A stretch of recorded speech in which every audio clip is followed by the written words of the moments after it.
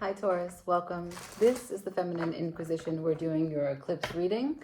The board is going to have 4 cards. We're going to pull it from the top. It's going to have one truth that you admit to yourself, one thing that you release, one blessing that you protect, and one lesson or thing that you don't see coming, okay? And then we'll go through the shadow cards at the bottom of the deck. So this eclipse is a full moon in Pisces. Look at where Pisces is in your charts. If you comment your ascendant, I will talk it through with you in the comments of this. In addition to that, you should know that we have the full moon, the north node is in Pisces and the south node is in Virgo. So this axis is all about releasing that which is standing in your way, right? So it's about traveling lighter with more alignment in the end. And it's a 18-month process that we all go through, and we will have 2 eclipses this month, the 7th and the 21st. Okay, so this is the lunar eclipse. Let's see for Taurus, please. 7 of Cups at the top, the World at the bottom, 8 of Swords to the King of Pentacles. Okay, so one truth that you say you admit is that you are discovering and working through emotional intelligence. You're trying your damnedest to get to the high places, to understand how you feel, recording your philosophy on your cohesive experiences. Are your experiences cohesive, right? So you're trying to connect the dots and learn what opportunities are available from the feelings that you generate, how much you are in the dark of your own feelings, how much your feelings are excitable by anxiety or fears, recognizing how much fantasy comes into play with your expectations. So 7 of Cups is a truth that you say, and it's an honest one. We spend a lot of time in the 7 of Cups in several stages of our life. And because the eclipse is about revealing or a recalibration of relationships or a divergence of paths, like there's a lot of potential to surrender to release. So what do you release? Next card is the World. There's a cycle that you either are ready to close, that you've been holding on to a long time, or a cycle that you're going to open up, some new pathway that you're going to step into, something that you have been reluctant to because maybe fears, distortions. As you work through the 7 of Cups and come out of the dark, maybe you gain some clarity through this eclipse that you can start a new cycle. Let's see, what you protect and what you hold on to is the 8 of Swords.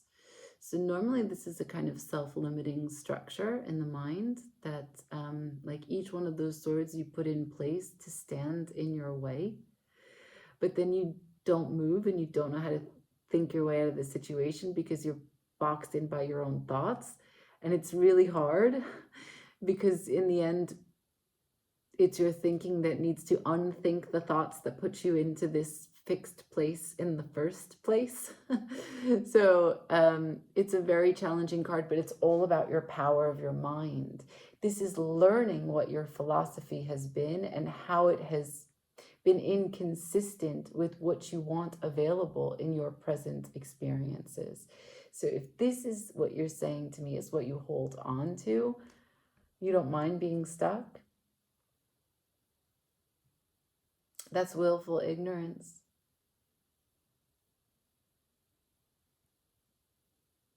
You maybe want someone to come save you, make it easier for you. There's too much stress for you, Taurus. You just want to lie down, have a snack, and go to sleep.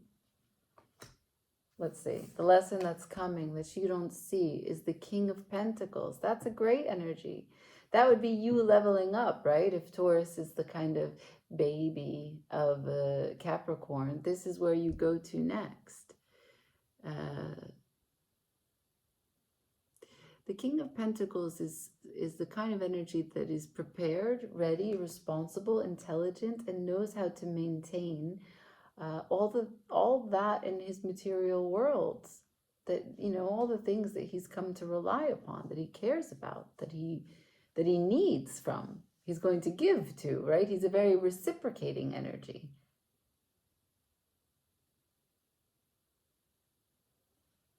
So let's go from the top. You said, I admit I'm working through my emotional landscape. Sometimes there's murky waters and I don't see anything, and other times the sun comes through, there's this beautiful rainbow and a horse that I can spend some time with, and it's lovely. This landscape is beautiful, and I'm just trying to get a lay of the land. In the meantime, I'm going to release this world. Now, the world is a graduation, and you're saying, I'm releasing the fact that I need to meet a mark. I'm releasing the fact that I need to end this cycle, start this cycle. I'm releasing that I'm burdened by a cyclical marker. Maybe you want to spend more time. Maybe you want to delay the graduation. Maybe you want to delay the conclusion because you are holding on to staying in the same place. And so it begs the question of, if you realize that the King of Pentacles is a masculine energy who is a container, right? That's what masculine energy does. It holds, protects, and shelters. The masculine in you is going to be asked of, right? This eclipse is going to bring something to you, and you're going to have to come out of this standstill that you're in, where you're just like, I'm in the dream landscape. I'm in the emotion. I'm in a glass case of emotion. If you could just let me stay here while I sort through, or avoid, or be tantalized by my fantasy. While you're doing that, life is going to come over and say, hey, Taurus, can you get the King of Pentacles on the line? We need to talk to him. And you're going to have to find that in you and do it, because that's what this eclipse brings to you. And you do not see it coming. Now, at the bottom of the deck, I've got the Seven of Swords. There's a strategy here to escape something, to walk away from something. It's going to be thwarted. The Hierophant, there you are, right? You're like a tree person there. The Hierophant in this deck is a lot like the Hermit, because it's like the Fae. These cards are not bringing in the Pope, the papacy, or the structure of the patriarch or anything like that. So this Hierophant is the kind of, let's say he's giving structure to all the trees kingdom, right? So back to the King of Pentacles. If you want to really come into a place of power, you cannot continue in the space of air. The 7 and 8 of Swords, it's not your element, and it keeps you stuck, and it brings you to a place of water.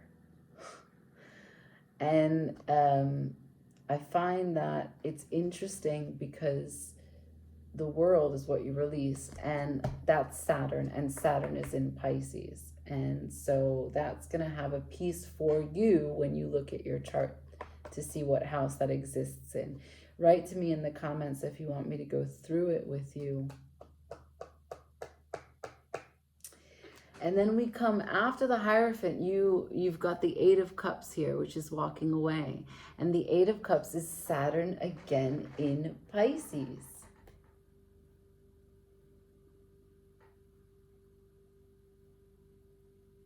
So what is Saturn? Saturn is time, and Saturn is like constructs, parameters, the structure of something. That's Saturn. It's also like the tasks that are necessary. What needs to be done so that you can get to completion and get your reward, right? But so much of your presentation of you are passive. 7 of Cups is super passive, okay? I think that's Venus in Scorpio. So it's kind of overindulgent. And, sorry, I'll go here first. The world is a major arcana. It's coming towards you. So this is not something that you're doing. You could be doing it, but you're releasing it. So no. And swords, and it's the swords that is not communication. If anything, it's self-harm. Passive. Yeah, there's a hummingbird in the center of this. Be still like the hummingbird. So hold on, there's a little nugget here. I can see you more clearly, Taurus. No judgment. So Henry Miller wrote a series of essays called Be Still Like the Hummingbird. And it's a miraculous book, so if you don't know it, get it. But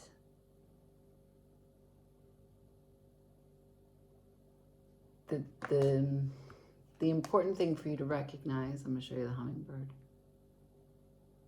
If you can't see it, it's green with a red chest, red breast.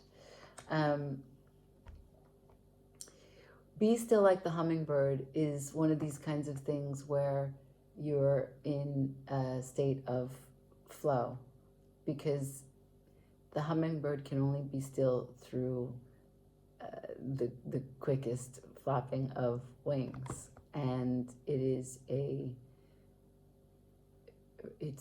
illusion. It's a trick of the mind.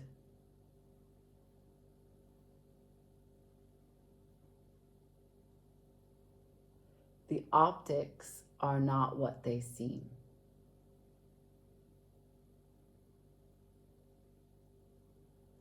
And so when the reveal comes through to you, you will recognize that you can no longer stay in that position, because once you see something, you cannot unsee it.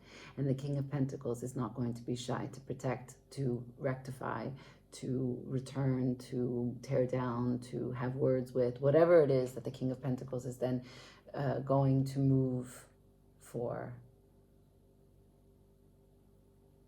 And maybe what you've been saying to me is that I'm not clear how to end something or how to restart something, so I'm staying in the Seven of Cups for as long as I can.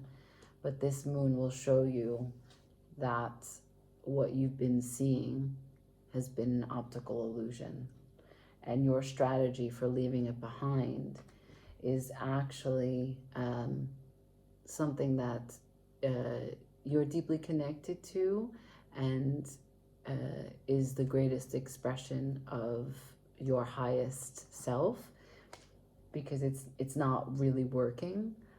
So I don't know, you'll have to face this. You'll have to face this completion or renewal. I don't know. It looks like it will be something that you fight for. After the Eight of Cups is the Seven of Wands.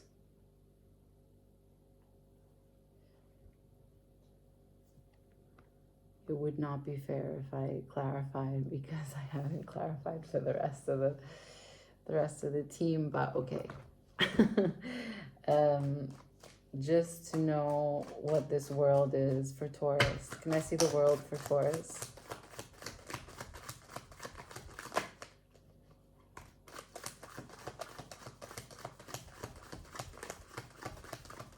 Okay. So what did I get? I got the Fool, taking a chance, or being the fool, for the Seven of Cups again.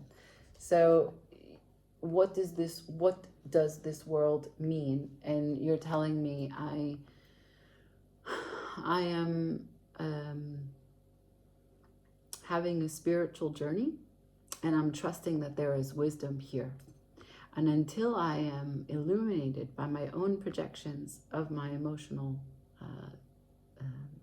center, of my emotional desires, of my emotional fears, until I am grounded and I am clear, and this card becomes like this, I am not going to make any moves on this world. I nor want to start, nor want to finish anything. And it has to be transformed, whatever it is. Okay? That's the bottom of the deck. Okay. So you will walk away. What you walk away from, I'm not sure. Because could just be a dynamic, not necessarily a person. I leave it there. Like, share, comment, subscribe. Ciao.